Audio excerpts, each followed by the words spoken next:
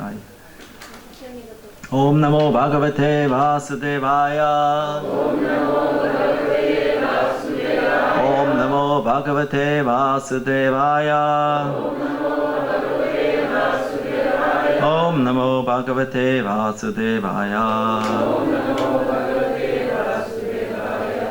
Avyaktam Yaktim Apanam Manyante Mam Abhutaya Param Bhavam Ajananto Mama Avyayam Anuttamam Avyaktam Yaktim Apanam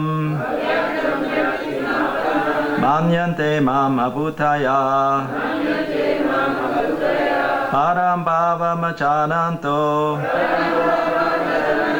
Mama Vyayam Anuttamam.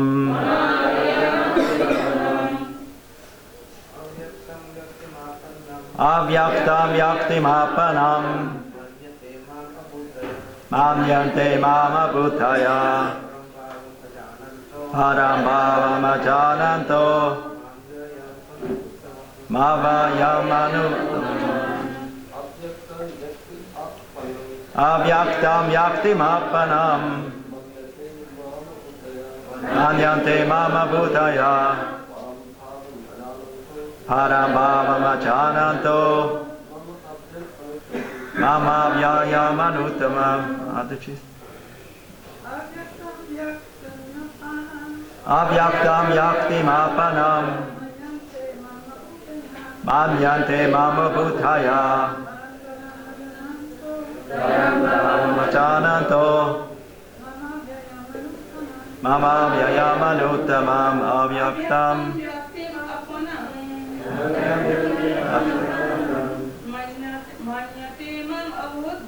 Manyante Abhutaya Param Bhavam Ajananto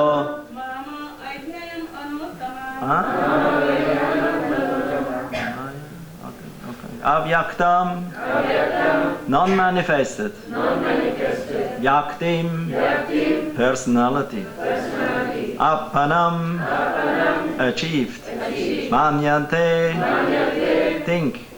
Mam unto me. Abhutaya less intelligent persons. Param supreme. Bhavam state of being. Ajananta without knowing. Mama my. Avyayam imperishable. Anuttamam the finest. Translation and purport by His Divine Grace Srila Prabhupada Ki Jai. Unintelligent men who know me not think that I have assumed this form and personality. Due to their small knowledge, they do not know my higher nature, which is changeless and supreme. Purport. Those who are worshippers of demigods have been described as less intelligent persons, and here the impersonalists are similarly described.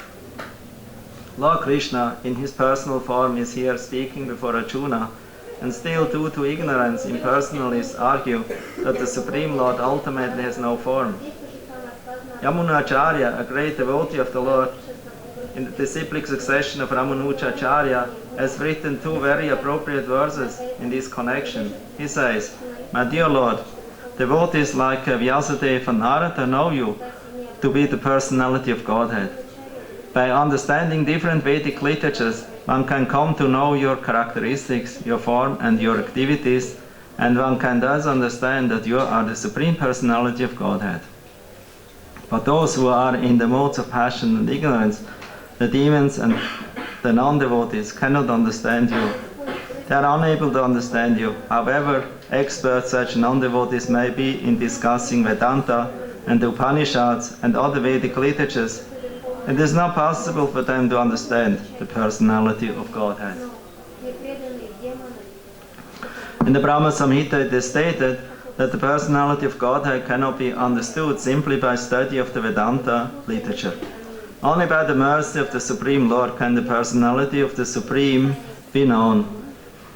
Therefore, in this verse it is clearly stated that not only the worshippers of the demigods are less intelligent, but those non-devotees who are engaged in Vedanta and speculation on Vedic literature without any tinge of true Krishna consciousness are also less intelligent, and for them it is not possible to understand God's personal nature. Persons who are under the impression that the Absolute Truth is impersonal are described as asuras, which means one who does not know the ultimate feature of the Absolute Truth. In the Srimad Bhagavatam it is stated that supreme realization begins from the impersonal Brahman and then rises to the localized supersoul, Paramatma, but the ultimate word in the Absolute Truth is the personality of Godhead. Modern impersonalists are still less intelligent, for they do not even follow their great predecessor, Shankaracharya, who has specifically stated that Krishna is the Supreme Personality of Godhead. Impersonalists, therefore, not knowing the Supreme Truth, think Krishna to be only the son of Devaki and Vasudeva, or a prince, or a powerful living entity. This is also condemned in the Bhagavad Gita. Only the fools regard me as an ordinary person. The fact is that one who can understand Krishna without rendering devotional service and without the fact is that no one can understand Krishna without rendering devotional service and without developing Krishna consciousness. The Gita confirms this. One cannot understand the Supreme Personality of Godhead, Krishna, or his form, quality, or name simply by mental speculation or by discussing Vedic literatures. One must understand him by devotional service. When one is fully engaged in Krishna consciousness, beginning by chanting the Mahamantra, Hare Krishna, Krishna Krishna, Hare Hare, Hare Rama, Rama Rama, Hare Hare, then only can one understand the Supreme Personality of Godhead. Non-devotee impersonalists think that Krishna has a body made of this material nature and that all his activities, his form and everything are Maya. These impersonalists are known therefore as Mayavadi. They do not know the ultimate truth. The 20th verse clearly states, those who are blinded by lusty desires surrender unto the different demigods. It is accepted that besides the Supreme Personality of Godhead, there are demigods who have their different planets. Quoted from Bhagavad Gita 7:23. And the Lord also has a planet. It is also stated that the worshippers of the demigods go to the different planets of the demigods, and those who are devotees of Lord Krishna go to the Krishna Loka planet. Although this is clearly stated, the foolish impersonalists still maintain that the Lord is formless and that these forms are impositions. From the study of the Gita does it appear that the demigods and their abodes are impersonal.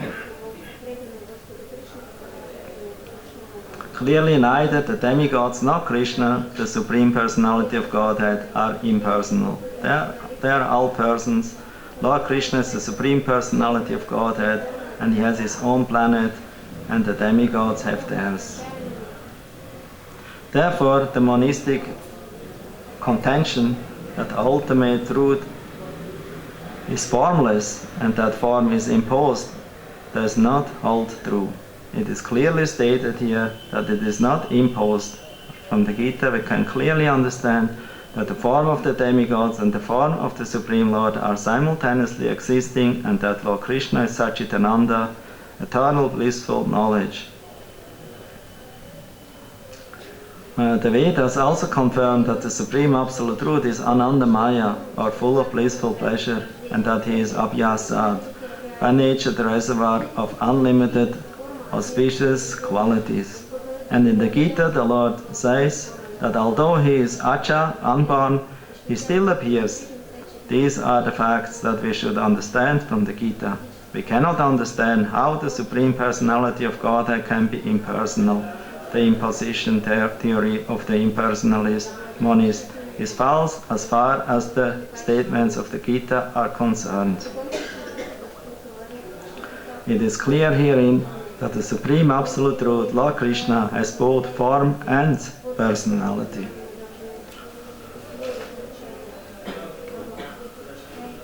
Avyaktam yaktim appanam manyante mam abhudaya parambhava machananto mamavyayam anutamam. Unintelligent men who know me not think that I have assumed this form and personality due to their small knowledge. They do not know my higher nature, which is changeless and supreme. Om Agyatim Ranyasya Kananchana Salakyam Chakshurun Vilitam Yena Tasma Shri Gurave Namaha Sri Chaitanya Manobhistam Stapitamena Bhutale Swayam Rupa Kataya Mayam Tatati Swapatantikam Vande Sri Krishna Chaitanya Nityananda Sahoditav Gaudadaya Pushpavanto Chitra Shanda Tamonadao. Hey Krishna Karuna Sindhu Dina Bandha Chagapate Gopisha Gopika Kanta Radha Kanta Namostate Tapta Kanchana Gorangi Radhe Vendavaneshwari Vrishabhanu Sutta Devi Pranamami Hari Priye Vanchakalpa Trubhyascha Kripa Sindhubevacha Patitanam Pamanebhya Vaishnavebhya Namo Namaha Vrindavan Tulsi Devai Priya Krisvasya Cha Krishna Bhakti Vraddevi Satyavakti Namo Namaha. Jai Sri Krishna Chaitanya Prabhu Nityananda Shri Advaita Gadadhar Shivasadi Gaura Bhakta Vrinda. Hare Krishna Krishna Krishna Hare Hare Hare Rama Rama Rama Hare Hare.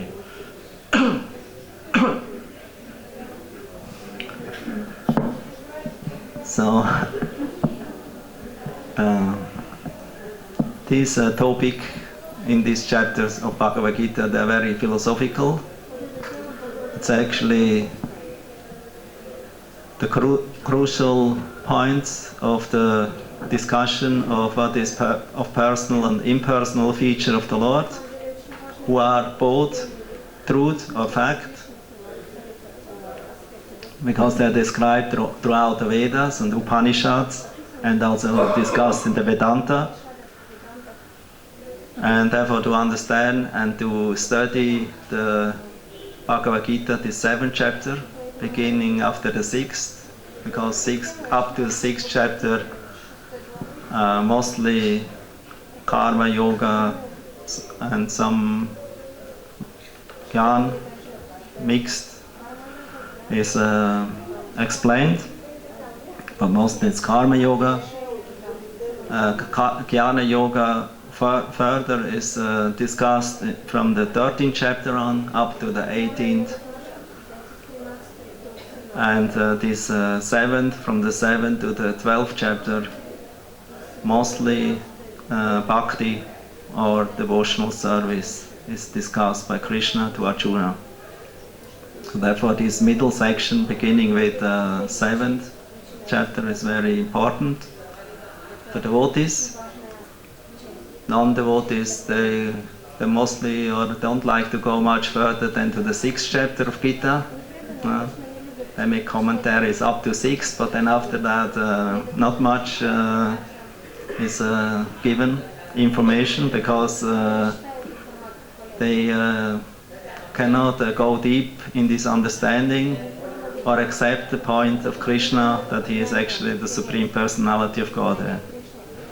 So they cannot speculate so much anymore. So up to the 6th, because there's a lot of yoga and meditation and like that is described. So that's interesting for them. But when bhakti starts, it's getting more difficult. Therefore, Shankaracharya, especially Srimad Bhagavatam, the best of the Puranas, and Amala Puranam, where from the very beginning Krishna is pointed out as the Supreme Personality of Godhead, Om Namo Bhagavate Vasudevaya. And it also gives an explanation of Gayatri Mantra, Dhimahi, Satyam Param Dhimahi. It's a meditation mantra. And it points out that Chamadhyasya yatha, in this verse, the first verse of Srimad Bhagavatam, that the Lord is the origin of everything. Everything is manifested from Him. Chamadhyasya yatha. Itarashadesha abhigyasvarat. But everything is dependent on Him, but He is always independent. Svarat. Normally, somebody who creates something or manifests something, his own work, he himself becomes entangled. He identifies himself so much with it.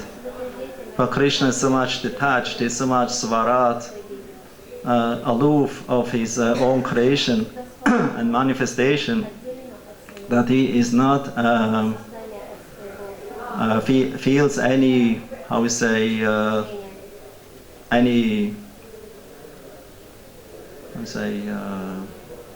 any gain, any victory, or any loss if it is destroyed, because it is insignificant. He is Ananta. So Krishna is Ananta, he is unlimited.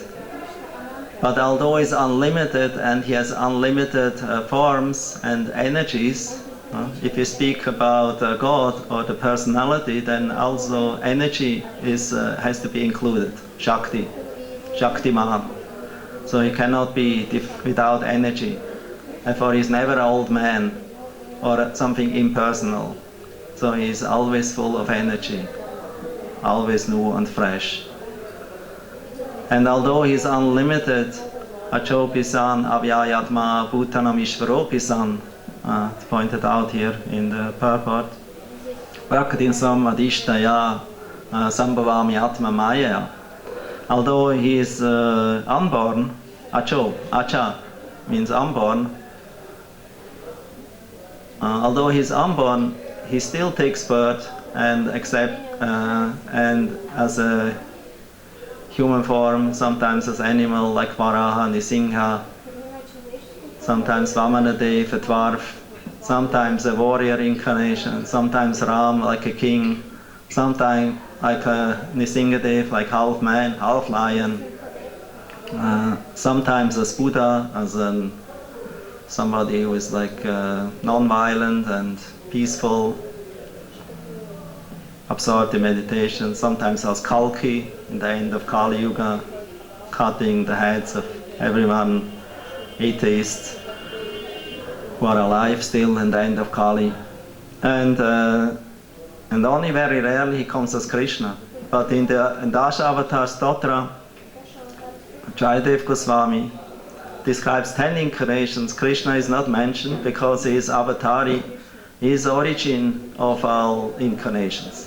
All incarnations are manifested from him, beginning with Matsya, Kurma, Varaha, Nisingha. They are all manifested by Krishna. So therefore Krishna is not avatar, he is avatari, origin. Ete chamsa kala pumsham Krishnas tu Bhagavan Svayam. Also in Srimad Bhagavatam, 3rd chapter, after Vyasadeva or Sutta Goswami describes all incarnations, list of incarnations. He mentions Krishna as Tu Bhagavan, Krishna's Tu Bhagavan, Ete Chamsa Kala Pumsham. Of all these mentioned incarnations, what are listed, 22 in number, Krishna is the origin. Krishna's Tu Bhagavan Svayam. No other incarnation is Bhagavan Svayam. Krishna is Bhagavan Svayam, he is origin. And he comes only in one day of Brahma, in the 28th circle of Manvantar, of Manus, and then that means he is very rarely appearing in this world, and after that also Lord Chaitanya comes. So Krishna and Lord Chaitanya, they are both the Supreme Personality of Godhead, coming in this world, accepting the form like a human being and acting extraordinary. And they appear very beautiful form, fully equipped with all their opulences, Aishvarya, Sadashvarya Purna. All opulences are fully manifested in them, in most beauty, attractiveness, power, etc. Knowledge, and also renunciation, detachment. So they come in this Purna Bhagavan form to manifest their pastimes or their leelas to the people in this world, especially for the devotees. They don't come for the non-devotees, because the non-devotee destruction, it's avatar business. Paritiraya sadhunam vinashya chatushkritam. This avatar business, killing and bringing proper order in dharma and rules of and adharma taking over. This is avatar business. But when Krishna or Lord Chaitanya came, the business was not just avatar business. They also came to please the devotees. The devotees, to encourage them for devotional service, to bring them to their original position as eternal servant to Krishna, and where they can be engaged. So the Mayavadis, they cannot accept this portion of Srimad Bhagavatam, therefore they don't make commentaries. They leave the Shankaracharya didn't touch Srimad Bhagavatam. Chaitanya Charitamrita anyway is never touched, it's only Vaishnava literature, because that is further description of how Lord Chaitanya appeared, Krishna appeared again, to establish that what Krishna actually felt regret, because he taught everyone to surrender unto him. Sarvadhamam parityaja mamekam sharanamraja. But only very rarely somebody accepted this invitation of Krishna to surrender unto him. On contrary, people started to speculate and didn't surrender so much. So it was not easy to understand Krishna, although Krishna Bhagavad Gita is ABC, but still it is it needs a devotion. It needs devotion. It needs dedication to the spiritual master, so that one actually can the seed of faith, Shraddha of Bhakti, where Bhakti can sprout, become manifest. So without mercy, even Bhagavad Gita we cannot understand. Even ABC we cannot understand without getting mercy of Krishna and his representative, spiritual master, Lord Chaitanya Nityananda. We cannot understand even Bhagavad Gita, what to speak of Srimad Bhagavatam, what to speak of Chaitanya Charitamrita, Nectar of Devotion, and all these books. So there's no use to jump over, to go to Vedanta, study Upanishads, if one is not established in Bhagavad Gita and Srimad Bhagavatam. So therefore, if you just become interested in the Gyan aspect of the Vedas and the scriptures, and we don't become interested in the personality of Godhead, that he is actually a person, he likes rasa, he likes exchange, he likes to deal with his devotee, then we're actually missing point. We're missing the point. That then we become very absorbed in Gyan, in knowledge, but we are actually not focusing on the main point of the knowledge, to surrender to Krishna, to surrender to lotus feet of Krishna. And to surrender the lotus feet of Krishna, it's not possible through Gyan. It's not possible to attain it by karma. It is not it's not possible to attain it by yoga exercises or by Astanga yoga or mystical yoga. It is not possible by performing many austerities or renunciation like that, or varnashram. So if we are only going in these fields of the Vedic aspects, and we actually don't come to the point of bhakti of surrendering to Krishna's lotus feet and learn how to love him and to serve him, then we are missing main point of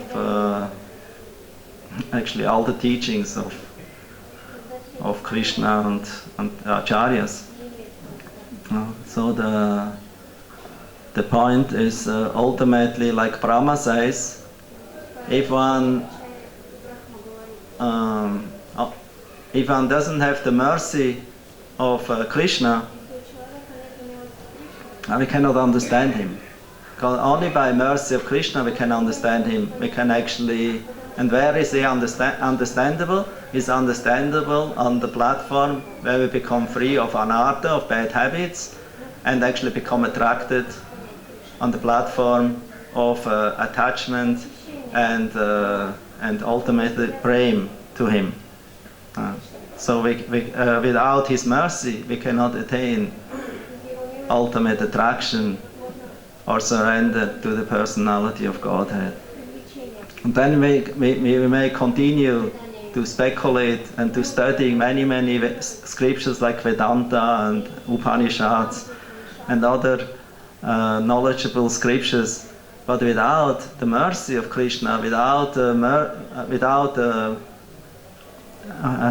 proper conclusion that Krishna is the Supreme Personality of God, and ultimately we can only please him by devotional service, then actually we're wasting our time. Then it's like beating an empty husk of rice where there is no more rice inside. It is just hard work, but there's no fruit. So if we only study scriptures without the purpose of bhakti, then we're wasting our time. It's hard work. Like Jiva Goswami in his beginning explanation of Sandarbha, Tattva Sandarbha, Gopi Paramdana Prabhu. His last work was Tattva Sandarbha. It's a very interesting book. I can recommend it to you to read, because it's the beginning of the Sandarbhas of Jiva Goswami's analytical study of Srimad Bhagavatam. And it's only full of Bhagavatam verses. And there Jiva Goswami in this Sandarbha, this encyclopedia of Bhakti, of devotional service to Krishna, by quoting mostly verses from Srimad Bhagavatam and quotes from acharyas like Ramanuja, Madhvacharya, Sridhar Swami, Bhagavatam commentator. So he makes this very nice study and doctrine of Bhagavata philosophy. And there he describes, we should not read this book. Like Krishna also tells the same thing in the end of the Bhagavad Gita. Bhagavad Gita, this confidential talk between Krishna and Arjuna should not be discussed those who are unfaithful. And so Jiva Goswami makes the same point. If you are not interested in bhakti, in devotional service to the lotus feet of Krishna, then better you don't read this book. And so he practically curses the reader not to read. Better you leave it, because if you read it, and your faith is not established in Krishna by the association of devotee and spiritual master mercy, and you only want to speculate or only, I would say, get a little schnupper, I'll say this in English, schnupper, I would say like a dog, a little there, what is there, what I can find there, then we only become more and more confused and unfaithful, and we are committing offenses. And therefore acharyas, they want to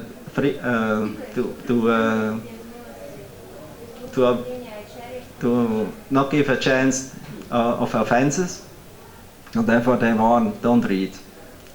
Like Krishna also says, don't share this with those who are not faithful.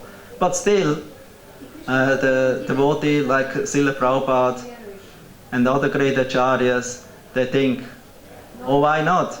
At least we should give everyone a chance. So So that's their mercy.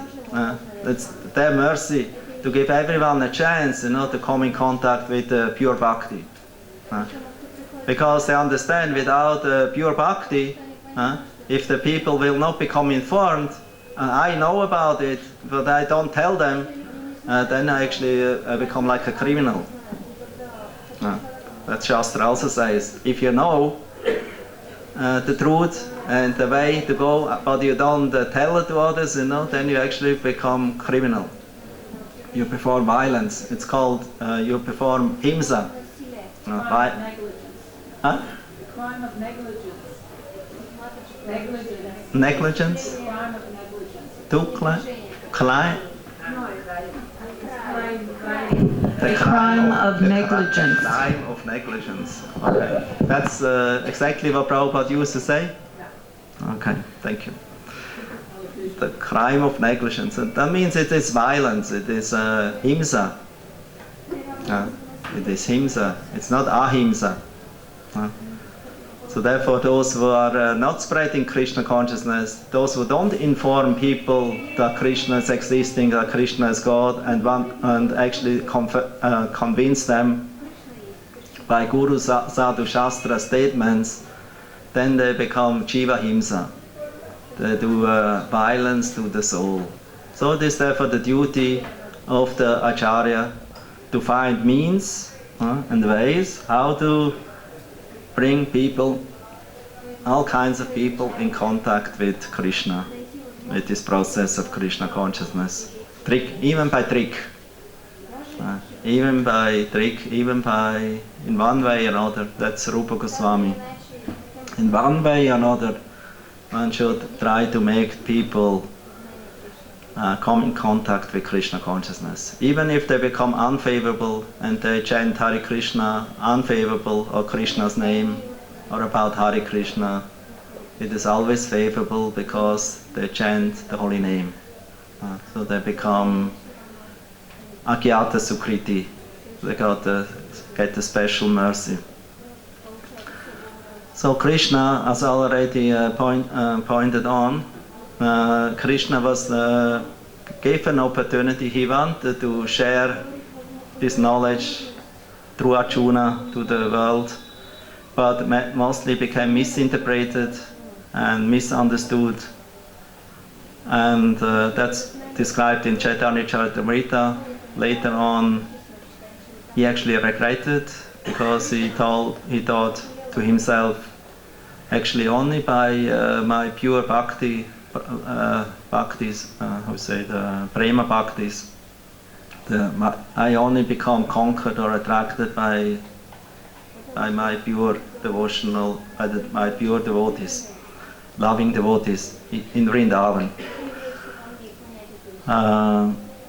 I'm not easily conquered or understood and attracted by those who worship me as the God and Almighty and unlimited in Aishwarya, in great opulence. Because only when Mother is chastising me, she is binding me sometimes. My friends are quarreling with me, they're challenging me, they're even defeating me sometimes. Sometimes I'm defeating them because they consider themselves equals of me. My parents, like Mother, is chastising me because she considers myself as inferior and herself as superior, as authority, Mother, Father. And my lovers, the gopis, they're also sometimes quarreling with me, chastising me, having sidelong angry glances on me because I'm not behaving, I didn't behave properly. So actually only by these kind of servants or devotees I become conquered or I'm attracted. And because I didn't give this opportunity as Krishna, I want to come again. But this time I want to not limited and to a few ones located in one place. I want to that it will be spread all over the world. And I wanted to make it very easy by chanting Hare Krishna Maha Mantra, and I therefore come as Krishna, but in the mood of a devotee, covered by Radharani's effulgence, Gaurangi, therefore Gauranga appeared. So I come in this mood, inside Krishna, Akrishnam, so Sangapangas Parshadam, Yagyai Sankirtani Prayai, Yachanti Samedasa. So I'm coming as Krishna, although he's Krishna, but he's not Krishna blackish, because he is covered, his blackishness of Krishna is covered by the golden effulgence of Srimati Radharani.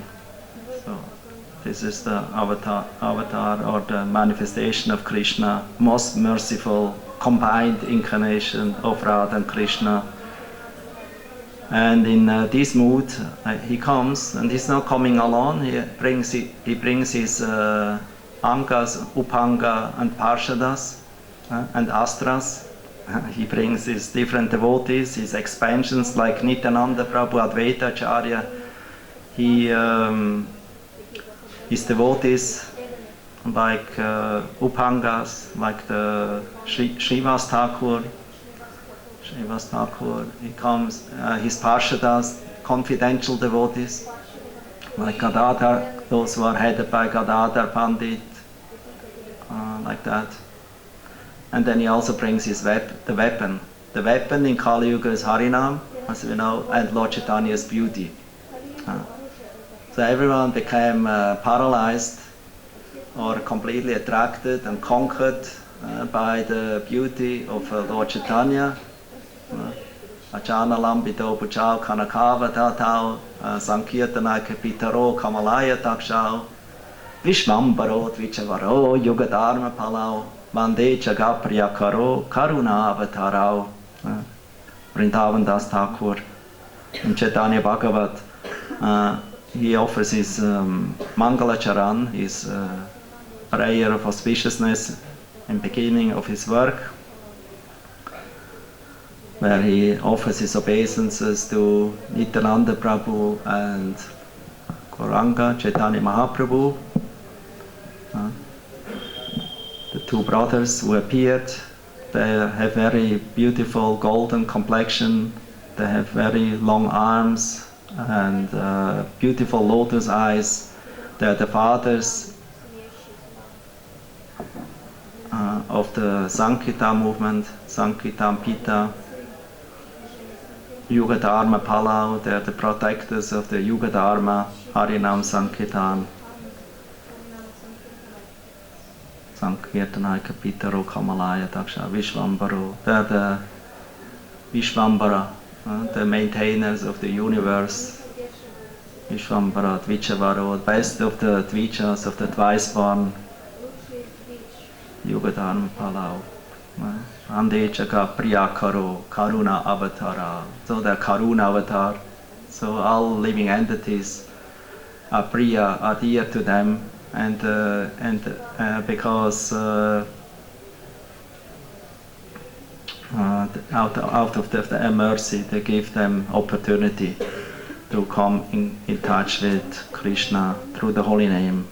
So, and Lord Chaitanya always has Krishna's name with his associates, his beauty, and with all these different kinds of weapons, he appeared in the Kali Yuga to give people opportunity to come in contact with Krishna consciousness. Everyone has forgotten Krishna, understanding of Krishna, because so many doctrines, so many different philosophies and religions with different opinions appeared in the world history. And especially Buddhism and Mayavadi, Shankara philosophy, they ruined everything. So most of people, they accept these doctrines of Buddha and Shankara. And that's why Lord Chaitanya decided to appear to remove this Buddhism and Mayavadism by giving them opportunity of Krishna consciousness. And by mercy of Lord Chaitanya, Nityananda and their associates, the Hare Krishna movement is going on Prabhupada came.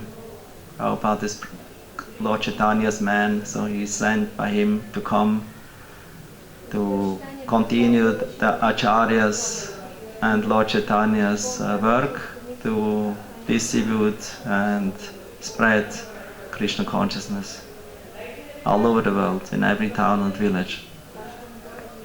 And only by mercy of Lord Chaitanya and mercy of the spiritual masters and the Vaishnavas, people can actually understand who Krishna is.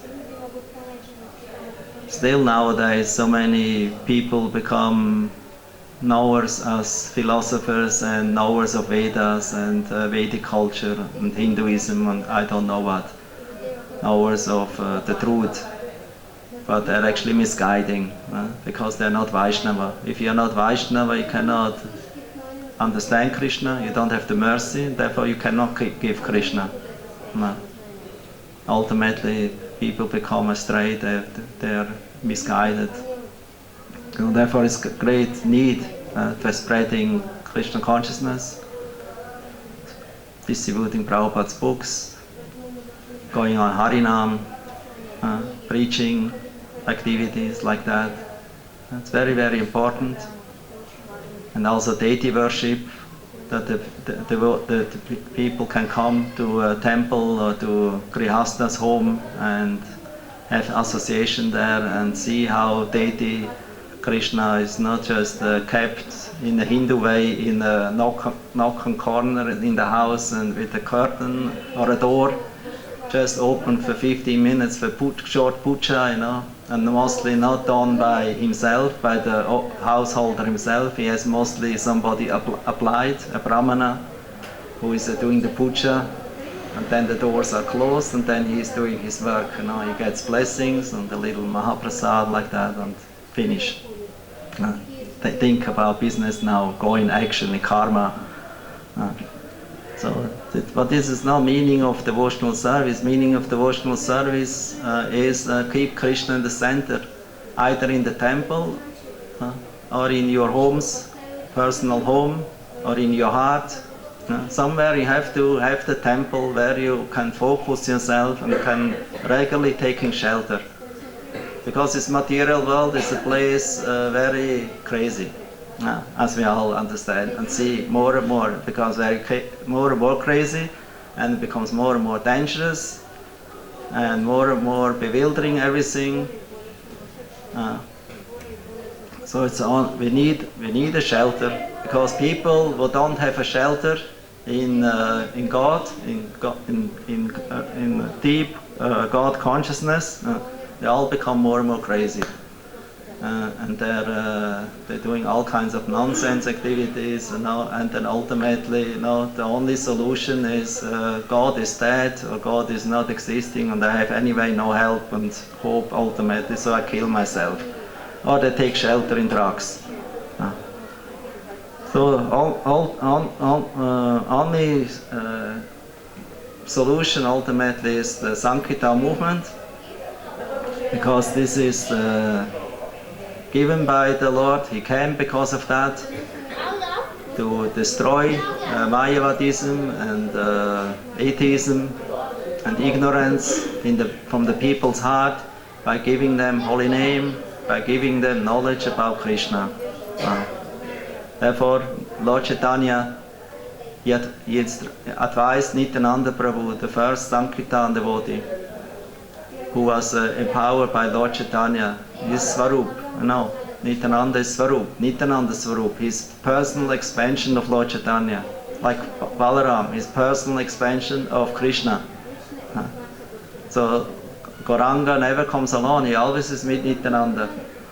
Balaram, Krishna never comes alone, he always comes with Balaram, with his brother. So Nityananda is same Balaram, Hoyle Nitai. So they're coming together. And Lord Chaitanya, he is practically giving the mission in Nityananda's hand. It's very significant. He's so merciful. Lord Chaitanya is considered Mahavadanya Avatar. He's very merciful, most merciful. But Nityananda Prabhu is considered even more merciful. Maha. Padanya avatar. So Nityananda Prabhu, Lord Chaitanya instructed Nityananda Prabhu, follow Krishna, Bhaja Krishna, Kora Krishna Shiksha. So he called Nityananda Haridas. Shuno, Shuno, Nityananda, Shuno Haridas. Please hear, my dear Nityananda and my dear Haridas. Please go in every house in Bengal and ask everyone to chant Hare Krishna, follow Krishna, Bhaja Krishna, worship Krishna, Kora Krishna Shiksha, and follow Krishna's Shiksha, Sarva Dharma Parityajam, given in the Bhagavad Gita. Just repeat, that's mantra. Lord Chaitanya gave mantra. In which way one should preach, in which way to give people information of Krishna consciousness. So in this way Nityananda Prabhu and Haridas, the first empowered Sankirtan men, because Lord Chaitanya Charitamrita stated, only those who are empowered with the special Shakti, Krishna Shakti Vinana Itara Pavatana, only those who are empowered with the Shakti of Krishna, they can spread Krishna consciousness, they can make other people devotee. So therefore Lord Chaitanya, he chooses his special personalities to his time and also in later times, like Srila Prabhupada, Bhaktisiddhanta Saraswati Thakur, Bhaktivinoda Thakur. He empowered them, and due to their faith and empowerment, their mission became very successful, became very powerful, converting so many people into Krishna consciousness. And the mercy is still going on. It is not stopped. It is going on. If we are connecting with Parampara and not speculating, then we can do a very nice service for the pleasure of Krishna and Lord Chaitanya and Parampara. And if we are surrendering and praying more to them, to become instrumental in their service, then we can do very valuable service by attracting so many people to Krishna consciousness. It's not a question of quantity. Can be many, can be only one. But even if one person is saved, becomes personally surrenders to Krishna, understands that Krishna is God and engages in devotional service, that's already a success. So, should not go too much in the quantity. If quantity is coming, it's nice, but if we have the quality of devotion and attracted to devotional service, then devotees, people will see this and they also will take up the process and become more deeper in Krishna consciousness. So therefore Krishna consciousness only can be spread if we become deep and become convinced about Krishna, that he is God. Parvati, what Prabhupada told to the GBCs in the 70s, you are convinced. He called them in the room, not? And he asked them, are you convinced? Remember that? And then there were many GBCs and sannyasis, and nobody actually was replying. They all became very surprised about the challenge of Prabhupada. You are convinced? Because Prabhupada then told, I'm convinced. And because I'm convinced, I could convince you. And if you're not convinced, how we can convince others? How this Krishna consciousness movement can spread? So we have to be convinced that Krishna is God, and that Bhagavad Gita, Srimad Bhagavatam, and these books that Prabhupada gave us, they are very essential. They are Krishna's special mercy for this age of Kali, the Hare Krishna Maha Mantra. And by distributing this, then we can do a very nice service to help people to come in contact with Krishna as a personality. Because there's so many books on the market, but they're all misguiding, all impersonal mostly, although they speak also about Krishna maybe and different aspects of philosophy and knowledge of Veda. But as Brahma is saying, without mercy of Krishna we cannot understand him. And how we can get mercy of Krishna? By coming in contact with spiritual master, with the process of bhakti. And then your life will become successful, and then it's not your concern to go back to Godhead or not. Then your concern should be, how can I serve spiritual master's interest, how to do service to people, how to bring them to Krishna. Hare Krishna. Stop here. Maybe any question?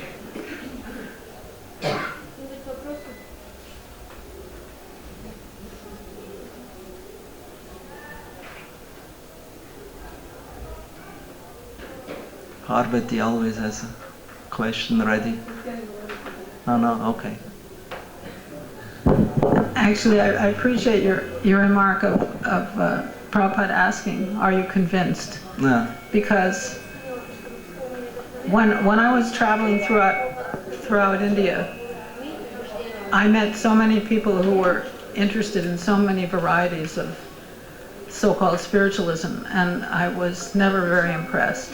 I met two blooping sannyasis, and somehow or other they were convinced about Srila Prabhupada, although they didn't, they weren't following so well because they were just following their senses basically, but they were convinced of the philosophy. Because they were so convinced, I became convinced. And I think anybody I ever could claim to have made a devotee became convinced because I was convinced. So that's a very, very important factor when you're preaching. You really have to be convinced. That's clear. So so nowadays we don't have the one on the left. The one on the left. Yeah, Hare Krishna. Yeah. Nowadays we have, instead of the different kind of impersonalists that there were at that time, we have so-called philosophers, Descartes, Jean-Paul Sartre, or Albert Camus, or Kierkegaard, or Alan Watts, or Allen Ginsberg. we have all kinds of other distractions from the personalist persuasion, and we study them in the universities. So it becomes a little difficult. It's a miracle that so many universities have now taken Bhagavad Gita courses, which are run by our own devotees. So this is a very wonderful thing. I think Lord Chaitanya said how to get the scholars. How to get the scholars. They're the most difficult.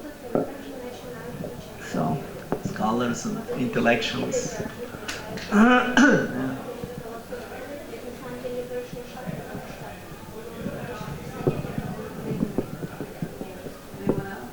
This is like Jiva Goswami is pointing out in that Sandarbha, that actually like Srila Vyasadeva, he was a very, I would say, although he wrote so many books, he was not satisfied. He was very intellectual. He gave the Upanishads and the Vedanta and Mahabharata, and 18 Puranas. And in the mind he already had the concept of some Bhagavatam slokas, not the complete one, but he only had some idea about it. But It's all mentioned in that book, and how he ultimately still he found dissatisfaction. He felt empty. That's the far out thing, you know. He wrote so many far out books, you know, and had so many wonderful ideas, but he felt empty. And only when Narad Muni came, the messenger of Bhakti, of the pure Bhakti, you know, only when he came, you know, he infused this Bhakti in Vyasadeva. And who was Vyasadeva? He's Bhagavan, Rishi. He's Bhagavan in form of Rishi, of sage, Veda Vyas. He's the Supreme Personality of Godhead, who came as Rishi, as sage, to give people knowledge about Veda, about Sambandha, Abhideya, Prayojana in relation to absolute truth, to Krishna, Bhagavan. So his Leela avatar, and in that Leela avatar of Vyasadeva, he came in contact with other Leela avatar, Narada, who is also Bhagavan. He's the Lord's special aspect of spreading bhakti in the universe. But it becomes very clear through this Leela that Srila Vyasadeva's moroseness and dissatisfaction, and then ultimately Narad Muni will come and chastised him and reminded him, you know, that he should glorify Krishna more, and devotion, bhakti to him. You wrote very nice books, you know, and gave very nice explanations and very nice stories in Mahabharata and guidelines for the people. But actually, in the name of religion, you also deviated them from the real process of bhakti, of the real duty, the pumata, prema pumata, to attain Krishna prema. You missed that point, and therefore I request you to write this literature, you know, about Krishna, his devotional, his devotees and his devotional service, and his wonderful activities and leelas. And only in this way you can actually do something good for the people. And that is actually your purpose. And then only after Narada inspired, gave this mercy to Vyasadeva. Then Vyasadeva, he started to contemplate, to enter into meditation, and what he saw in that meditation. In that meditation he got the darshan of Sakshat Bhagavan, Supreme Personality of Godhead. Swayam Bhagavan, Krishna. He got the darshan, he saw Krishna.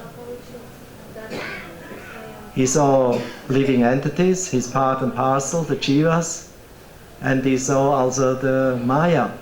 It means he saw all the different Shaktis of Krishna, the Maya Shakti and Jiva Shakti. But Krishna was not covered by Maya, but the living entities were covered. And when Vyasadeva saw that the Supreme Lord actually is never covered by his Maya, even if he comes in this material world, he's never covered, because he comes with his Atma Maya, original transcendental form. So he is never covered by Maya. And the process of bhakti is also never covered by Maya. And that actually made Vyasadeva convinced. First the instruction, Narada Shiksha, then the direct experience of the truth and how the living entities are in Maya, hopelessly. They cannot come out of their own effort. So therefore mercy appeared in his heart. the Daya came, the Jiva Daya, the mercy of the Jivas. And that's actually the aspect of the Lord and the devotee, the Jiva Daya, this mercy to living entities, to help them, to bring them in connection with Krishna. Then this Jiva Daya, this compassion appeared in Vyasadeva Bhagavan, and he therefore compiled this great literature, Sattvika Samhita, Sattva Samhita. Sattvika Samhita means Srimad Bhagavatam, in 18,000 verses.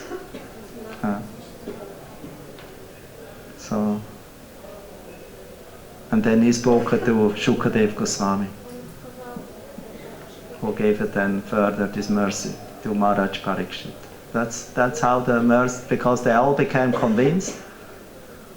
Like that's also an interesting episode with Shukadev, because Shukadev, he was an impersonalist, right? He was a Brahmavadi. He was satisfied in himself, Atmarama Jamunaya. So he was satisfied in himself, and he was he appeared in the womb of Vyasadev's wife. He didn't want to come out. He didn't want to come out. For 14 years he remained in the womb. And Vyasadeva himself, he didn't know how to attract him. But Vyasadeva, he went to Dwaraka. Krishna was still present at that time. That's pointed out in Brahma Vaivarta Purana. It's also quoted by Jiva Goswami in Sandarbha. So then Krishna from Dwaraka came. He appeared because there's no distance, for Krishna. If he wants to come in 1 second, he is there in the Sarasvati ashram of Vyasadeva in the Himalayas. Like in 1 second, in the end, Krishna went from Dwaraka to Mathura to kill the last demons, Dantavakra and company. 2-3 demons, they were killed. Just in 1 second he was there. So it's not difficult for Krishna. So Krishna went there with the mission and request of Vyasadeva to tell his son to appear. And when Krishna found out, the son didn't want to appear because he was afraid. He was afraid because he thought, I'm already on the liberated platform, but if I will take part in the world of samsara, in the world of Maya, then I may become influenced by it.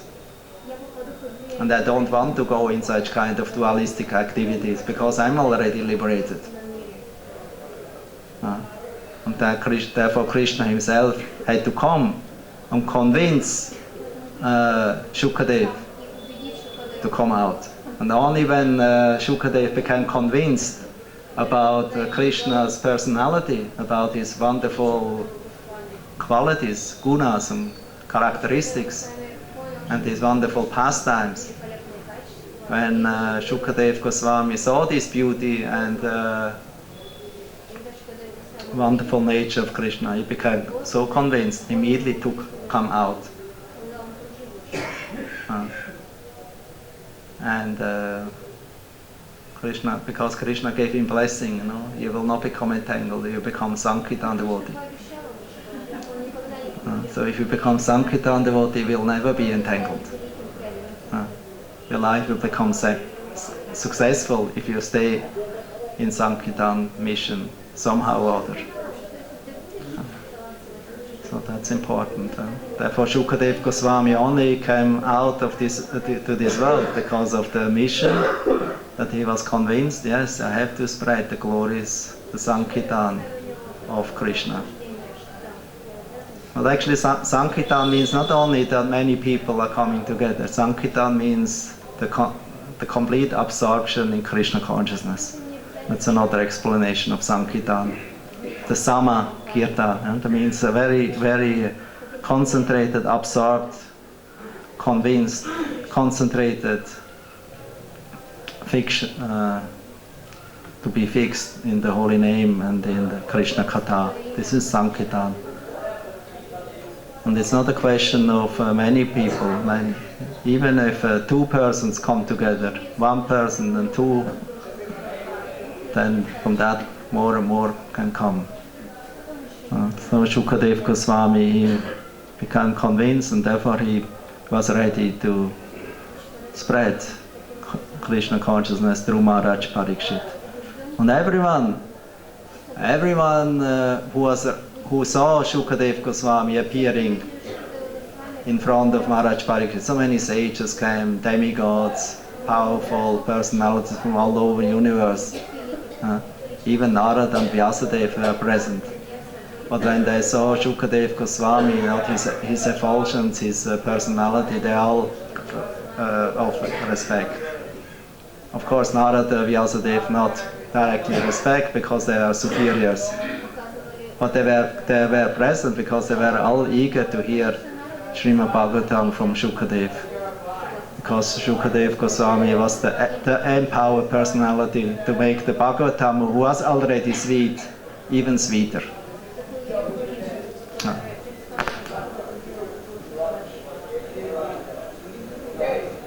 Okay, that was a little more explanation about this conviction.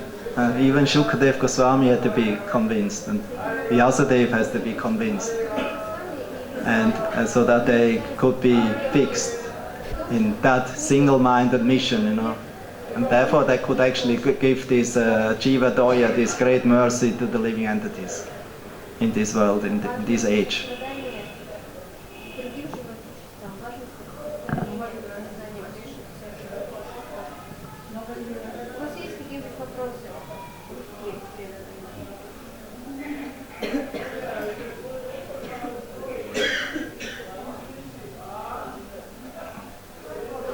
If there's no questions, there's only 2 things: either the lecture was good or bad. Everything is already answered, or it was so bad, he's so full, better we don't ask him. I have a point. I have a comment on a point you made about being convinced again. Okay, that's a good topic. Even Krishna had to convince. Krishna had to convince Arjuna. Getting back to the Bhagavad Gita, Krishna had to convince Arjuna because, as Prabhupada put it in that purport in 3.4, he said Arjuna was trying to avoid doing the correct thing, using Krishna consciousness as an excuse. So you were explaining how even bhakti cannot be covered, as Krishna cannot be covered, bhakti cannot be covered. So somehow the living entity is constructed in such a way that we're always looking for loopholes by using the same arguments